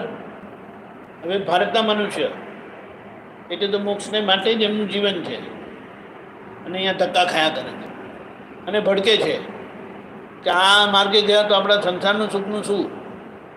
આ એ સંસાર સુખનું જે પ્રાધાન્ય છે ને, એ સુખ જે વર્તવાની ભાવના છે એની જગ્યાએ આ દ્રષ્ટિવાળું સુખ પ્રાપ્ત કરવાનો પ્રયત્ન કરવામાં આવે. પણ વાત સમજવાની અહીંયા શું છે ખબર છે, એ લોકો એમ ભડકે છે કે જો હું આ રસ્તે જઈશ ને મારા સંસાર સુખનું શું થશે. હવે ખરેખર સંસાર સુખ કે દુઃખ એ કર્મનું પરિણામ છે. કર્મના પરિણામ રૂપ તમને સુખ કે દુઃખ આવે છે, અને આ માર્ગ ઉપર ચાલતા તમારી બધી સંસારની ભૂલો ધોવાતી જાય, તમારી બધી જ ભૂલો પ્રતિક્રમણથી ચોખ્ખું થતું જાય, એટલે તમારો વ્યવહાર ઉપર ચડે છે, અને વ્યવહાર ઉપર ચડે એટલે તમને સંસારનું સુખ પણ ઊંચી કક્ષાનું મળે છે. આજે કોઈ એવા નથી દરિદ્ર કે મોક્ષે ગયેલા હોય તો કે કેમ દરિદ્ર મોક્ષે નથી જતા, કે દરિદ્ર પણ એને કર્મનું ફળ છે, ભૂલ કરેલાનું ફળ છે, એટલે એમાંથી એ પાર જાય તો પછી સ્વાભાવિક એને એ રાજયોગ જ હોય, મોક્ષે જનારને રાજયોગ જ હોય. પણ હવે એમનું લક્ષ્ય મોક્ષે જવા માટે હોવાથી એ રાજયોગ પાછળ જતા નથી. ખ્યાલ આવ્યો? આ વાત સમજમાં કે જે પણ સંસારમાં જેને બધી તકલીફો છે, પીડા છે, એ તો પાપ કરવાનું પરિણામ છે, એટલે ભૂલ કરેલાનું પરિણામ છે. વિતરાગ માર્ગ ઉપર ચાલ્યા નથી એનું પરિણામ છે. બાકી વિતરાગ માર્ગ ઉપર ચાલનારાનો વ્યવહાર ચોખ્ખો થતો જાય એટલે એમને ક્યારેય કોઈ વ્યવહારનું દુઃખ આવે નહીં. સુખ વધતું જાય, એ દુઃખ ઘટતું જાય, અને છેલ્લા એ સુખને પણ પાર કરીને મોક્ષે જાય. ભૂલો પોતાની જોનારા, એ વિતરાગમાં એ આવે કે ભાઈ ભૂલો પોતાની જોનારા થઈ શકે. ભૂલો પોતાની જોનારા જગતમાં થઈ શકે ભગવાન, ફરીથી થાય નહીં તે ભૂલ, સદા જાગૃત હોય ભગવાન. ભૂલો પોતાની જોનારા એટલે આ ત્રીજી આંખ એવી છે ને, બધા જગતના નિર્દોષ દેખાય અને પોતાની ભૂલ દેખાય. કારણ કે અહીંયા ભૂલ છે ને તો જ બહાર ભેગું થાય. અહીંયા ભૂલ ના હોય તો બહાર હોય છતાં તમારા માટે નિમિત્ત નથી. એટલે ગમે તેટલા ચોર તમારી આજુબાજુ ફરતા હોય એ તમારા માટે નિમિત્ત નથી. એ જેમણે ચોરી કરેલી છે, જે ભૂલ કરેલી છે, એમને આ આવે. ખ્યાલ આવ્યો? જેને ચોરી કરી છે ચોર પકડાય એમ કે ભાઈ બરોબરમાં જે ભૂલો થયેલી છે, એ ચોરી કરેલી છે એમના ઘરે જ ચોર આવે, એમના ઘરે જ ચોર આવે. કોઈ ચોરી જાય એવું છે નહીં, કોઈની તાકાત નથી. એનો નિયમ કહું તમને દાખલો આપ કહે ને, અને આ ગપ્પુ નથી. તમારા ઘરમાં તમે લોક મારવાનું ભૂલી ગયા અને બધા સૂઈ ગયા. સવારના ઉઠતા બાજુના ઘરમાંથી કે ત્રીજા ઘરમાંથી બૂમ પડી, ચોર આવ્યો ને બધું ચોરી ગયો ને બધું આમ કરીને થયું. હવે એ ઘર લોક હતું, ડબલ લોક ને બધું સિક્યોરિટી લોક, એ તોડીને પેલા ભાઈ લઈ ગયા. તમારું ઘર ખુલ્લું હતું ને તો એ ચોરને તમારા ઘરની પ્રેરણા કુદરતે આપી નહીં, પણ જે બંધ હતું, લોક હતું, સિક્યોરિટી લોક વાળું હતું, એ લોકને તોડીને અંદરથી લઈ ગયા. એટલે એને જેવા ભાવે લીધું તેવા ભાવે એમ નહીં, જેમને ભૂલ કરેલી છે ને એમનું ઘર તોડીને પણ પેલો લઈ જાય, અને જેમને ભૂલ નથી કરીને એનું ઘર ખુલ્લું હતું ને તો એ અહીંયા આવ્યો નહીં. અરે નહીં, એને પ્રેરણા જ નહીં થાય, પ્રેરણા ના થાય. સીધું ત્યાં જ જાય પેલી ભૂલો વાળો. જે કંઈ પણ બની રહી છે તે, જે કંઈ પણ બની રહી છે તે વ્યવસ્થિત કારણે લઈને બની રહ્યું છે. વ્યવસ્થિત વ્યવસ્થિત કારણ જે કંઈ પણ બની રહ્યું છે તે વ્યવસ્થિત કારણ. હવે બોલો, દાદા ભગવાને આ જગત ચલાવનાર વ્યવસ્થિત શક્તિ કરીને કીધું છે, એનો જવાબ મળ્યો. ખ્યાલ આવ્યો? અહીંયા આપણે વાત સમજીએ ને, એ પ્રકાશવાળો હતો. હવે એનું આપણે શું કહેવાય, પૃથ્થકરણ કરીએ, એનાલિસિસ કરીએ. મનુષ્યને જીવ માત્રને 4 સંજ્ઞાઓ છે. આહાર એટલે ખાવાના, બધા કોઈ ખાવા વગર ચાલે નહીં. પેલા કહે કે આ મહારાજે આટલા ઉપવાસ કર્યા, એમને પોષણ બીજી રીતે મળે છે. પોષણ વગર શરીર ટકે નહીં, આ નિયમ છે. પણ એમનું શરીર પણ એવું થઈ ગયું છે કે એમને એ પોષણ કુદરતી રીતે મળી જાય છે સૂર્યનારાયણથી. હવે એ બધા લોકો જે ઉપવાસ કરે છે ને, તે કશે ને કશે સૂર્યનારાયણનો લાભ લે છે. ઉપવાસ કરતા હોય ને એને જમીનમાં નાખી દો, નીચે ગુફામાં, તો નહીં સર્વાઈવ થાય. ખબર પડી? હા, એટલે એમને પોષણ મળે છે, એટલે નહીં તો ના કરતા. નહીં તો સર્વાઈવ થાય જ નહીં. પણ આ તો આપણે સમજીએ, વાત સમજવાની, મુદ્દો સમજવાનો. અને તે કાયમ થાય એવું નથી, એના સમય લગી તે પોસિબલ છે, શક્ય છે. મુદ્દો એ છે કે આહાર વગર ચાલતું નથી. એટલે આહાર પ્રાપ્ત કરવા માટે તમને બધી ક્રિયાઓ દેખાશે. ક્યાં જાઓ છો? દુકાને જાઉં છું. શું કામ છે? અરે ભાઈ, દુકાને જઈશ તો પૈસા આવશે તો ઘરમાં ખાવાનું આવશે. એટલે આહાર માટેની દોડાદોડ, કામ કરે છે, ખેતી કરે છે, કંઈનું કંઈ લોકો કરે છે આહાર માટે. આ જેટલા પ્રાણીઓ દોડધામ કરતા દેખાય છે ને, પક્ષીઓ, જીવાતો, ખાવા માટે આહાર. કીડીને આપણે કહીએ કે આટલી બધી દોડધામ છે નહીં, તે કે વરસાદ આવવાનો, એને કુદરતી છે. બધું ભેગું કરો, બધું ભેગું કરે, ક્યાં ક્યાંથી લઈ આવે અને એની જગ્યાએ ભેગું કરે. આહાર એટલે આજે આ ક્રિયાઓ જે બધી દેખાય છે ને, આહાર ખાવું એ કુદરતી જીવની શું કહેવાય, જરૂરિયાત છે. બરાબર? એટલે ક્રિયાઓ આપણે દેખાય ને, વ્યવસ્થિત કારણ કીધું, એ કુદરતી કારણ છે. આહાર માણસને દોડાવે, એક્ટિવિટી, માણસની ક્રિયાઓ આપણે કહીએ તેનું કારણ આહાર છે, એક. હવે બીજું, પેલા કે સૂઈ કેમ ગયા? તો કે ખાધું ને એટલે સિંહ પણ સૂઈ જાય, બકરી હો સૂઈ જાય, માણસ હોય સૂઈ જાય. એટલે આહારની પાછળ નિંદ્રાની સંજ્ઞા આવે ને આવે. બધા પ્રાણીઓ સૂએ. આ લોકોએ કંઈ વિજ્ઞાનથી શોધી કાઢ્યું છે કે કીડી ક્યારે સૂતી નથી એમ કે. હવે કીડીની ઊંઘ એ ચાલતા સૂતી હોય તો આપણને શું ખબર? ના, તો એક સમજીએ આપણે. કારણ કે આપણી દ્રષ્ટિમાં, આપણી સમજણમાં એમ જ છે કે માણસ સૂએ એટલે એની બહારની ક્રિયા બંધ થઈ ગયેલી હોય. સૂવાનું શેના માટે છે? કે આ મશીનને રેસ્ટ આપવા માટે. અમુક પ્રાણીઓ છે ને, તે 24 કલાકમાંથી 16 થી 18 કલાક સૂએ છે. એ લોકો બધું વિજ્ઞાનથી શોધી કાઢેલું છે, ઓબ્ઝર્વેશન કરીને. મુદ્દો નિંદ્રા અને નિંદ્રાને લાગતી ક્રિયાઓ તમને જોવા મળશે. કશે ગયા તો કેટલા માણસો સૂતા છે, કેટલા દોડધામ કરે છે, તો કે આહાર માટે દોડધામ કરે છે. સૂઈ ગયા તો એ ખાધું ને એની અસર.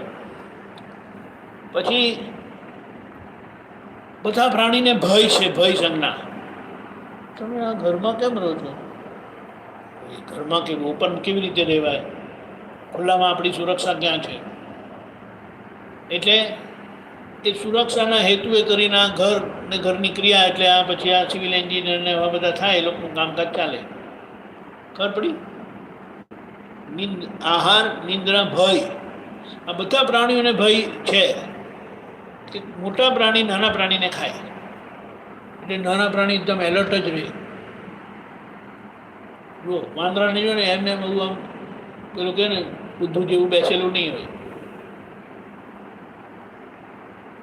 ચપલો જ હોય. હોય કૂતરું છે ને ગમે તેવું સૂતેલું હોય ને પણ એ જાગ્રત જ હોય.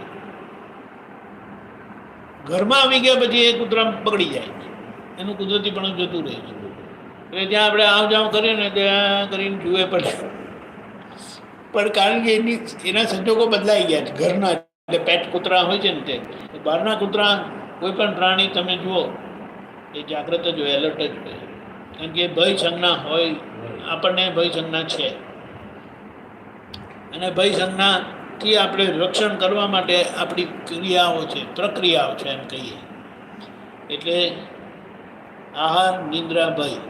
ચોથું પ્રજનન ક્રિયા એટલે બચ્ચાઓ. બધા પ્રાણીઓને છે જ, બધા પ્રાણીઓને છે. હવે નોર્મલ આ ચારે સંજ્ઞા જો નોર્મલ રહે ને તો તમે નોર્મલ છો, સહજ છો. પણ હવે સ્વાદનું ચટપટું થાય એટલે તમે વધારે ખાવાના, નહીં ખાવાનું ખાવાના એટલે બીમાર પડવાના, એટલે પછી બીજી તકલીફો, એટલે બીજી બધી એક્ટિવિટી, હોસ્પિટલના ચક્કર વધી જાય, ડાયાબિટીસ થાય, બ્લડ પ્રેશર થાય વગેરે વગેરે. ઊંઘને એ રીતે બધું ડિસ્ટર્બ થઈ જાય. પછી તમને ભય રહ્યા કરે, વધારે પડતો ભય. કુદરતી ભય તો બધાને જ હોય. અને પછી એ વાતને લઈને આ પ્રજનન ક્રિયા બધી વિકૃતિને પામે. હવે એની ઉપર આ તો બેઝિક બધાને રાગ દ્વેષ છે. પહેલાં કહે છે તમને તો 2 કલાક દુકાન ચલાવો તો તમારું કામ ચાલે એમ છે કે ના, પણ એમ કે થોડું હોય, સિક્યોરિટી હોય તો સારું ને. એટલે લોભ વસ્તુ તમારી પાસે વધારે કામ કરે. સવારે 8 થી 8 થાય તો બહુ છે એમ કે તો પણ નહીં, પણ પેલો છે ને 10 વાગ્યા લગી ખુલ્લી રાખે છે તો પછી મારે પણ કંઈ કરવું પડે ને, પછી જતા રહે. એટલે લોભ એટલે એને શું કે ક્રોધ, માન, માયા, લોભ આ બધી ભૂલો કરાવે. ને લોભ વસ્તુ એવી છે ને એ તો ભલાને એકલા પૈસાનો લોભ નથી, માનનો પણ લોભ હોય, બધા પ્રકારના લોકો. માયાનો પણ લોભ હોય. લોભ એટલે હજી વધારે જોઈએ, હજી વધારે જોઈએ, હજી વધારે જોઈએ. અને એના આધારે તમારી થતી ક્રિયા. હવે આ બધી જે એને કશાયો કીધું, ક્રોધ, માન, માયા, લોભ, રાગ, દ્વેષ. હવે એ આધારે જે બધી ક્રિયાઓ થાય છે ને તે બધી વિકૃત ક્રિયાઓ. વિકૃત એટલે હિંસક ક્રિયાઓ.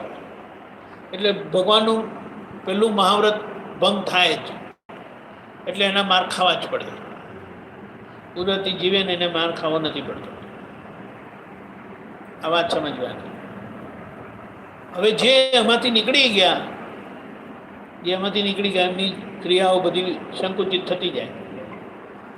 અને પછી આપણે આમ તપાસ કરીએ, છેલ્લો ભાવ આવે જેમાં જીવ મોક્ષે જાય, એટલે માણસ મોક્ષે જાય. મનુષ્યમાંથી જ મોક્ષ થાય છે. એમને કોઈ પ્રાણીએ ખાધું હોય ને નિર્વાણ પામ્યા એવું નહીં થાય. એ કંઈક એમણે ખાધું ને એમ ગુજરી ગયા એવું નહીં થાય. એમનું કુદરતી જ જીવન હોય ને કુદરતી જ મરણ હોય આયુષ્ય પ્રમાણે. કંઈ ગાડી નીચે આવી ગયા ને કંઈ ઝાડ પડ્યું એના પર ને એવું કશું નહીં થાય.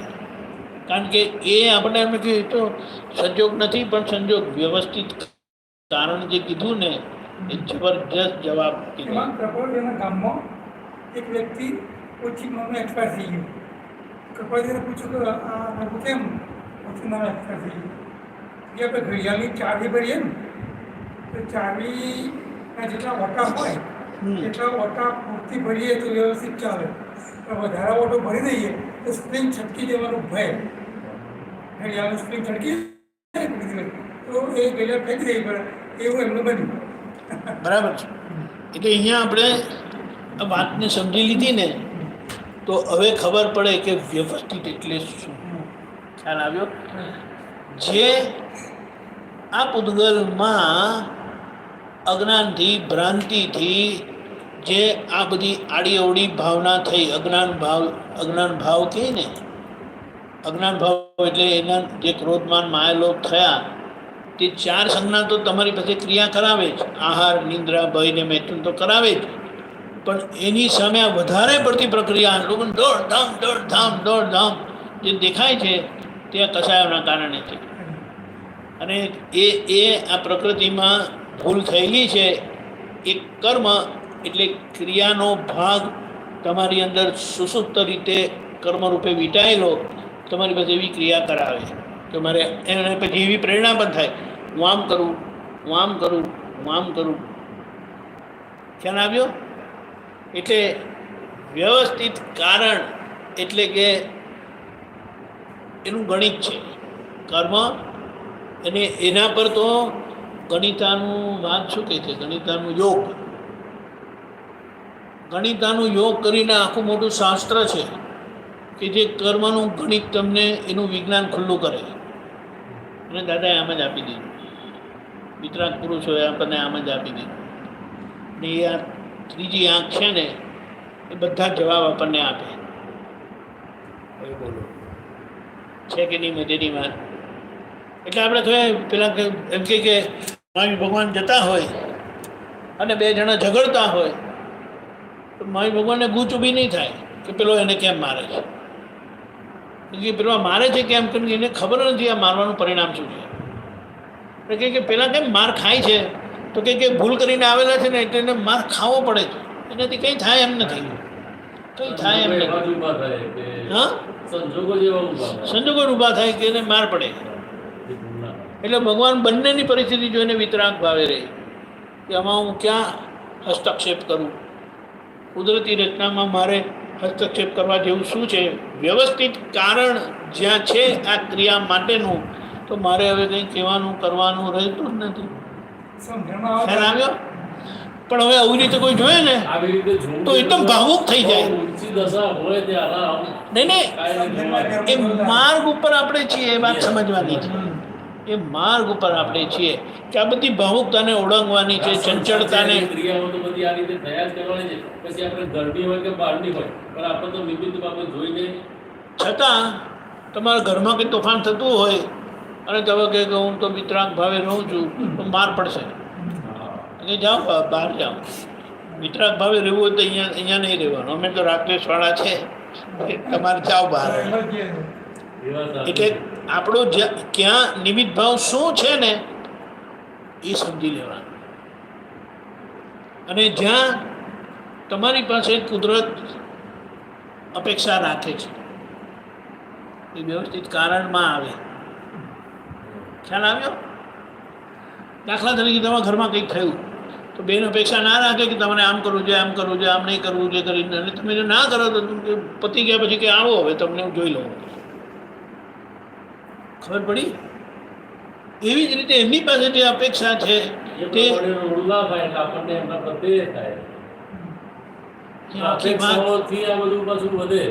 અપેક્ષાઓ ખોટી નથી, કારણ કે તમે વ્યવહારથી સંકળાયેલા છે, જવાબદારીમાં.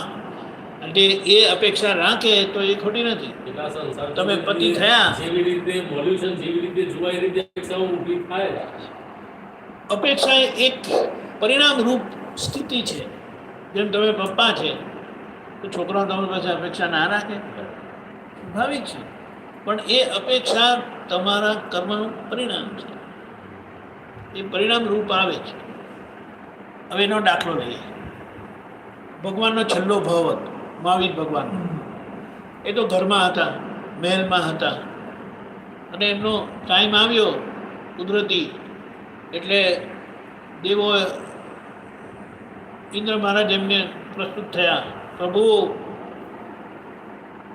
તમારે તો કલ્યાણનું કામ છે, તમારું નિમિત્ત એના માટે છે, એટલે હવે તમે દીક્ષા ગ્રહણ કરો. બોલો, એમને યાદ દેવડાવે છે, કારણ કે છેલ્લો ભાવ પરિણામ સ્વરૂપ હોય. એમને કશું કરવાનું ના હોય, એમને જે કરવાનું ને તેના સંજોગો ભેગા થાય. ત્યાં એમને સંજોગ ભેગો થયો એટલે હવે એમને ખબર પડી ગઈ કે ચાલો હવે દીક્ષાનો સમય કંઈક લાગે છે નજીક. પણ એકલું એ પુરાવો પૂરો નથી, કમ્પ્લીટ નથી. એમ કે આપણે આમ કેટલી વખત આપણે કરાવવું હોય ને આપણી મરજી પ્રમાણે તો કે ઇન્દ્ર મહારાજે કીધું તમારે જવું પડે, દીક્ષા લેવી પડે, બરાબર. પણ એ મોટા ભાઈ પાસે ગયા,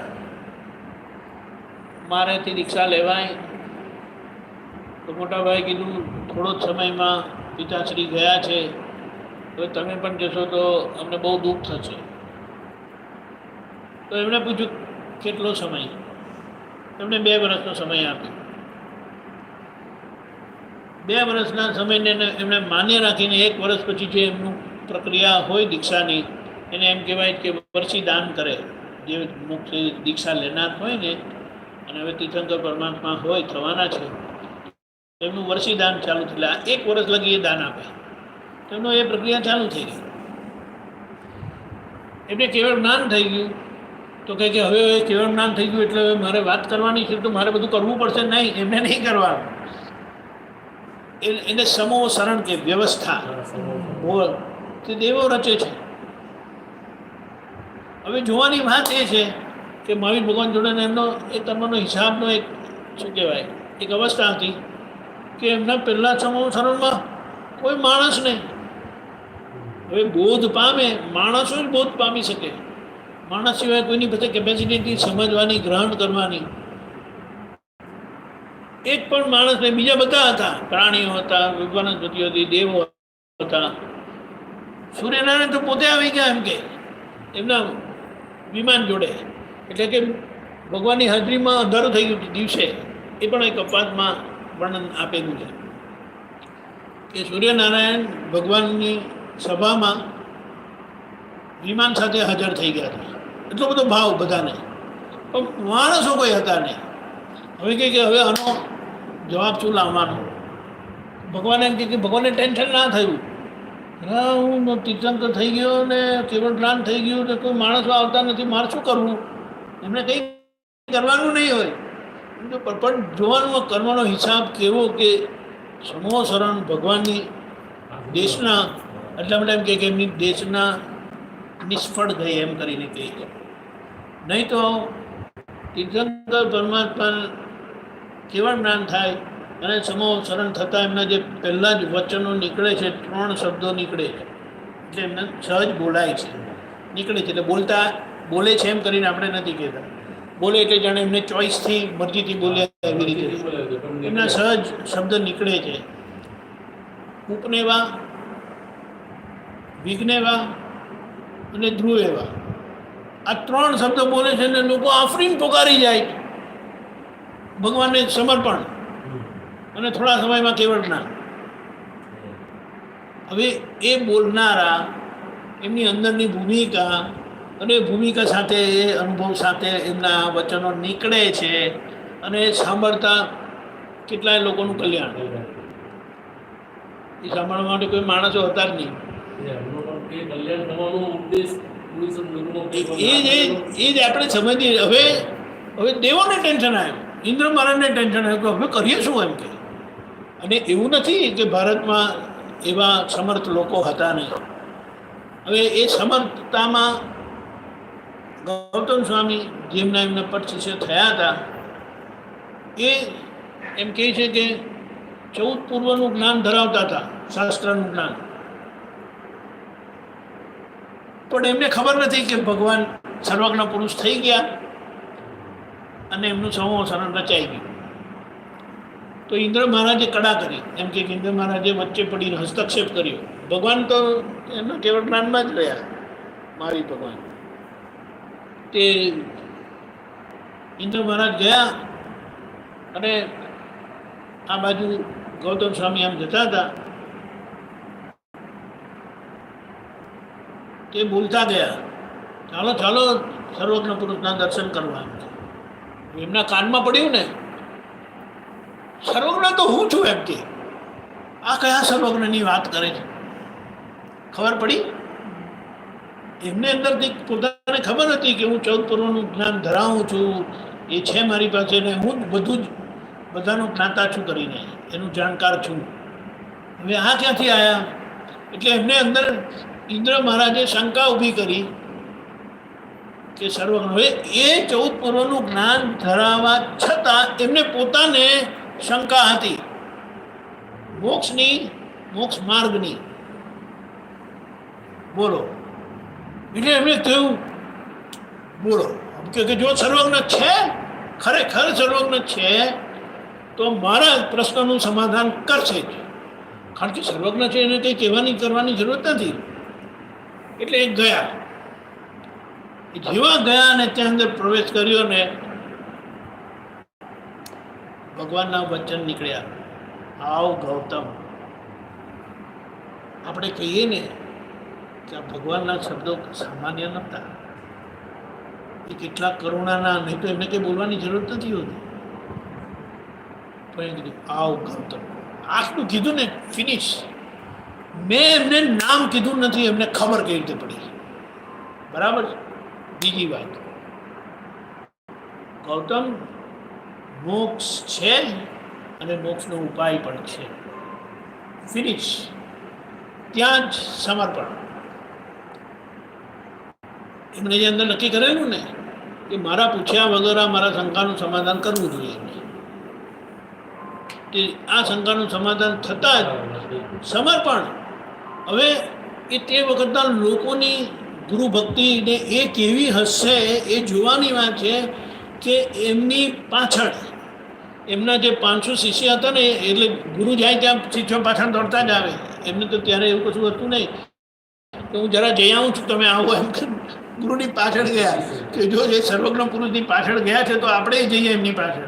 અને એ જેવા નમન કર્યું ને એમની સાથે 400 સાધુ નમન કરી દીધા. હવે એમના 4 ભાઈઓ હતા, એટલે બીજા 3 ભાઈઓ. કે મોટા ભાઈ સમર્પણ કર્યું તો આપણે તો કોઈ વિકલ્પ છે જ નહીં, તો બીજા 3 સમર્પિત થઈ ગયા. એમના જે 500 શિષ્ય જે બધા હતા એ બધા સમર્પિત થઈ ગયા. હવે ભગવાનનું સંગ રચાઈ ગયો, સાધુ સાધ્વી. અને નિંદ્ર મહારાજ કે આપણું કામ થઈ ગયું. હવે ભગવાને કશું કર્યું નહીં. એટલે આ વ્યવસ્થિત કારણ જે છે ને જબરજસ્ત છે. અને આજ્ઞાથી, એક અજ્ઞાનથી આ બિપિનભાઈનું માળખું તૈયાર થયું, જે ભટકતું હતું. એમાં આ યોગ પ્રાપ્ત થતાં, આ દાદા ભગવાનનો કલ્યાણ યોગ પ્રાપ્ત થતાં તમને જે દ્રષ્ટિ મળી, આજ્ઞા મળી. હવે આજ્ઞાથી જે આખું અંતર માળખું તૈયાર થાય છે ને, એ વ્યવસ્થિત આખું નવું રચાય છે. પણ એ જ્ઞાનીની આજ્ઞાનું અને જ્ઞાનીની આજ્ઞા થકી રચાયેલું એ માળખું છે તે તમને મોક્ષે લઈ જાય એવું છે. એટલે એ વ્યવહાર પૂર્ણતાને પામે. આજે અજ્ઞાનથી ઊભું થયેલું એ બધું ભૂલવાળું છે. આજ્ઞાથી એ બધી ભૂલ ધોવાતી જાય અને તમારું કામ થઈ જાય. બોલાવી વાત. જય સચ્ચિદાનંદ. નમો વિતરાગાય. નમો વિતરાગાય.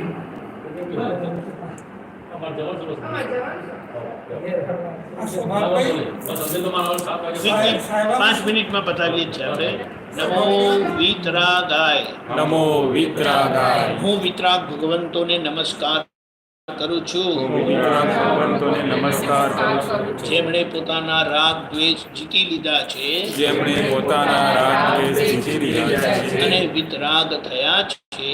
અને વિતરાગ થયા છે. મારે પણ વિતરાગ થવું છે, મારે પણ વિતરાગ થવું છે. તેથી વિતરાગ ભગવંતોને તેથી વિતરાગ ભગવંતોને હું અત્યંત ભક્તિપૂર્વક નમસ્કાર કરું છું. હું અત્યંત ભક્તિપૂર્વક નમસ્કાર કરું છું. નમો અરિહંતાણમ. નમો અરિહંતાણમ.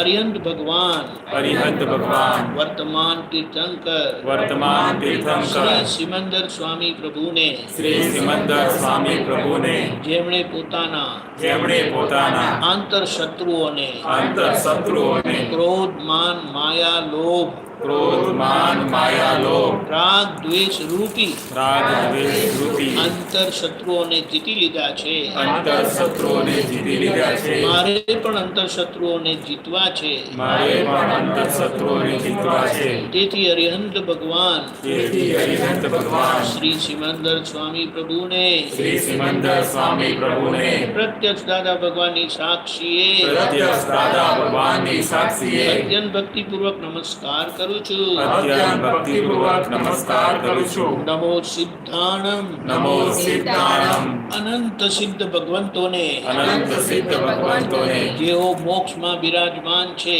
તેઓ મોક્ષમાં વિરાજમાન છે. જન્મ મરણના ફેરામાંથી જન્મ મરણના ફેરામાંથી મુક્ત થયા છે. મુક્ત થયા છે. મારે પણ મુક્ત થવું છે, મારે પણ મુક્ત થવું છે. સિદ્ધ થવું છે. સિદ્ધ તેથી સિદ્ધ ભગવંતોને તેથી સિદ્ધ ભગવંતોને અત્યંત ભક્તિપૂર્વક નમસ્કાર કરું છું. અત્યંત ભક્તિપૂર્વક નમસ્કાર કરું છું. નમો આયરીયાણમ નમો આયરીયાણમ આચાર્ય ભગવંતો આચાર્ય ભગવંતો જેમણે અરિહંત ભગવાન પાસે જેમણે અરિહંત ભગવાન પાસે આચાર પ્રાપ્ત કર્યા છે, આચાર પ્રાપ્ત કર્યા છે, બીજાને આચાર પડાવે છે, બીજાને આચાર પડાવે છે, મોક્ષ માર્ગે પ્રગતિ કરે છે મોક્ષ માર્ગે પ્રગતિ કરે છે અને બીજાને કરાવે છે. અને બીજાને કરાવે છે. મારે પણ એ આચાર પ્રાપ્ત કરવા છે. મારે પણ એ આચાર પ્રાપ્ત કરવા છે. તેથી આચાર્ય ભગવંતોને તેથી આચાર્ય ભગવંતોને હું અત્યંત ભક્તિપૂર્વક નમસ્કાર કરું છું. હું અત્યંત ભક્તિપૂર્વક નમસ્કાર કરું છું. નમો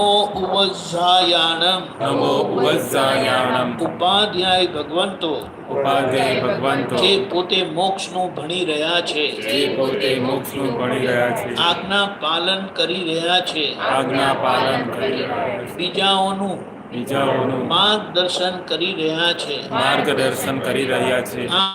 આમ માર્ગદર્શન કરતા કરતા આ માર્ગદર્શન કરતા કરતા પોતે પ્રગતિ કરી રહ્યા છે. પોતે પ્રગતિ કરી રહ્યા મારે છે. પણ એ સમજણ પ્રાપ્ત કરવી છે. મારે પણ એ સમજણ પ્રાપ્ત કરવી તેથી છે. ઉપાધ્યાય ભગવંતોને તેથી ઉપાધ્યાય હું ભગવંતોને અત્યંત ભક્તિપૂર્વક નમસ્કાર કરું છું. અત્યંત ભક્તિપૂર્વક નમસ્કાર કરું છું. નમો લોહે સવ સાહુણમ નમો લોહે સર્વ સાહુણમ આ લોકના આ લોકના સર્વે સાધુ ભગવંતોને સર્વે સાધુ ભગવંતોને જે સીધા સરળ થયા છે, જે સીધા સરળ થયા છે, વાંક ચૂક જીતી લીધી છે, વાંક ચૂક જીતી લીધી છે, સાધક છે, સાધક છે, પોતાના માટે કે બીજાના માટે પોતાના માટે કે બીજાના માટે ક્યારેય બાધક થતા નથી. ગ્રહસ્થી હોય ગ્રહસ્થી હોય કે ત્યાગી હોય કે ત્યાગી હોય એટલે કે સાધુના કપડામાં હોય એટલે કે સાધુના કપડામાં હોય કે ગ્રહસ્થીના કપડામાં કે હોય ગ્રહસ્થીના કપડામાં હોય કે દિગંબર હોય કે દિગંબર હોય એવા સાધુ ભગવંતોને એવા સાધુ ભગવાન મારે પણ પ્રાપ્ત કરવા છે. મારે પણ પ્રાપ્ત કરવા કારણ છે. કે મારે પણ સીધા સરળ થવું છે. કારણ કે મારે પણ સીધા સરળ થવું છે. તેથી સાધુ ભગવંતોને તેથી સાધુ ભગવંતોને અત્યંત ભક્તિપૂર્વક નમસ્કાર કરું છું. અત્યંત ભક્તિપૂર્વક નમસ્કાર કરું છું. એસો પંચન મુક્કારો એસો પંચન મુક્કારો સૌ પાવપણાસણો સૌ પાવપણાસણો આવા પાંચ શ્રેષ્ઠ પુરુષોને આવા પાંચ શ્રેષ્ઠ પુરુષોને પંચ પરમેષ્ઠી પુરુષોને પંચ પરમેશ્વરી પુરુષોને નમસ્કાર કરવાથી નમસ્કાર કરવાથી બધા જ પાપોનો વિનાશ થાય છે. બધા જ પાપોનો વિનાશ થાય છે. મંગલાણમ ચ સૌવેસીમ મંગલાણં ચ સર્વેષિં પરમમ હવૈ મંગલમ પરમં હવૈ મંગલમ. જે આ મંત્રનું પઠન કરે છે જે આ મંત્રનું પઠન કરે છે એમનું સર્વશ્રેષ્ઠ મંગળ થાય છે, એમનું સર્વશ્રેષ્ઠ મંગળ થાય છે, મોક્ષ પ્રાપ્ત કરે છે. મોક્ષ પ્રાપ્ત કરે છે. ઓમ નમો ભગવતે વાસુદેવાય. ઓમ નમો ભગવતે વાસુદેવાય. વાસુદેવ નારાયણ વાસુદેવ જે નારાયણ નરમાંથી નારાયણ થયા છે, જે નરમાંથી નારાયણ થયા છે, પોઝિટિવ થયા છે, પોઝિટિવ થયા છે, નેગેટિવિટી જીતી લીધી છે, નેગેટિવિટી જીતી લીધી છે, એવા શ્રી કૃષ્ણ ભગવાનને એવા શ્રી કૃષ્ણ ભગવાનને જેમના અર્ધાંગની લક્ષ્મીજી છે, જેમના અર્ધાંગની લક્ષ્મીજી છે, એવી લક્ષ્મી એવી લક્ષ્મી વ્યવહાર લક્ષ્મી વ્યવહાર લક્ષ્મી મને પ્રાપ્ત થાવ. મને પ્રાપ્ત થાવ. મોક્ષ લક્ષ્મી મોક્ષ લક્ષ્મી મને પ્રાપ્ત થાવ. મને પ્રાપ્ત થાવ. તે માટે તે માટે હું વાસુદેવ નારાયણ હું વાસુદેવ નારાયણ ભાવિ તીર્થંકર ભાવિ તીર્થંકર શ્રી કૃષ્ણ ભગવાનને શ્રી કૃષ્ણ ભગવાનને અત્યંત ભક્તિપૂર્વક નમસ્કાર કરું છું. અત્યંત ભક્તિપૂર્વક નમસ્કાર કરું છું. ઓમ નમઃ શિવાય. ઓમ નમઃ શિવાય. કલ્યાણકારી પુરુષ કલ્યાણકારી પુરુષ જ્ઞાની પુરુષ જ્ઞાની પુરુષ પ્રગટ પરમાત્મા પ્રગટ પરમાત્મા શ્રી દાદા ભગવાનને શ્રી દાદા ભગવાન જેમણે પોતાનું કલ્યાણ કર્યું છે જેમણે પોતાનું કલ્યાણ કર્યું છે બીજાનું કલ્યાણ કરી રહ્યા છે બીજાનું કલ્યાણ કરી રહ્યા છે એમના યોગ બળથી જેમના યોગ બળથી કલ્યાણ કરી રહ્યા છે કલ્યાણ કરી રહ્યા છે હું પણ એ કલ્યાણ ઈચ્છું છું હું પણ એ કલ્યાણ ઈચ્છું છું તેથી એવા શિવ સ્વરૂપ તેથી એવા શિવ સ્વરૂપ સર્વજ્ઞ પુરુષ સર્વજ્ઞ પુરુષ શ્રી દાદા ભગવાનને શ્રી દાદા ભગવાનને અત્યંત ભક્તિપૂર્વક નમસ્કાર કરું છું અત્યંત ભક્તિપૂર્વક નમસ્કાર કરું છું જય સચ્ચિદાનંદ જય સચ્ચિદાનંદ સચ્ચિદાનંદ સ્વરૂપ સચ્ચિદાનંદ સ્વરૂપ આત્મ સ્વરૂપ આત્મ સ્વરૂપ જે જીવ માત્રમાં વિરાજમાન છે જે જીવ માત્રમાં વિરાજમાન છે જે અવિનાશી છે જે અવિનાશી છે જ્ઞાનથી પરિપૂર્ણ છે જ્ઞાનથી પરિપૂર્ણ છે પરમાનંદ સ્વભાવી છે પરમાનંદ સ્વભાવી છે એવા સચ્ચિદાનંદ સ્વરૂપનો એવા સચ્ચિદાનંદ સ્વરૂપનો આત્મ સ્વરૂપનો આત્મ સ્વરૂપનો વિજય હો વિજય હો વિજય હો વિજય હો વિજય હો વિજય હો જય સચ્ચિદાનંદ જય સચ્ચિદાનંદ હવે આ પ્રાપ્ત કરવા માટે જે દાદા ભગવાન આસિમજી જે કારણે કીર્તન ભક્તિ જે આપણે 24 કલાક કરવાના છે ને એ આપણે થોડીક સાંભળીએ અને એ 24 કલાક લગી કરવાના છે 25-26 એ રાખી છે દોઢ કેવી રીતે આપણે બોલીએ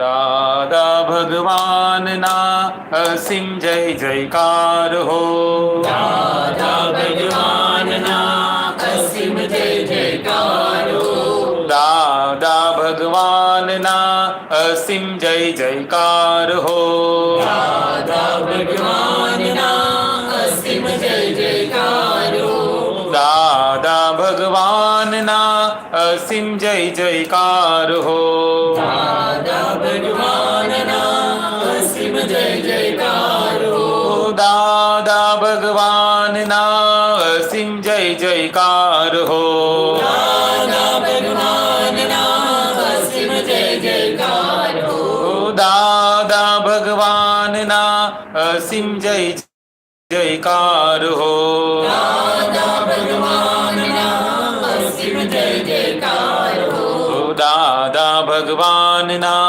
અસીમ જય જયકાર હો દાદા ભગવાનના અસીમ જય જયકાર હો દાદા ભગવાનના અસીમ જય જયકાર હો દાદા ભગવાનના અસીમ જય જયકાર હો દાદા ભગવાનના અસીમ જય જયકાર હો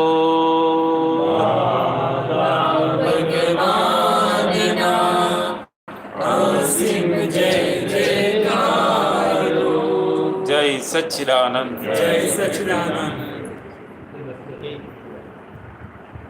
આજે આ પેલું રાખ્યું છે 8:30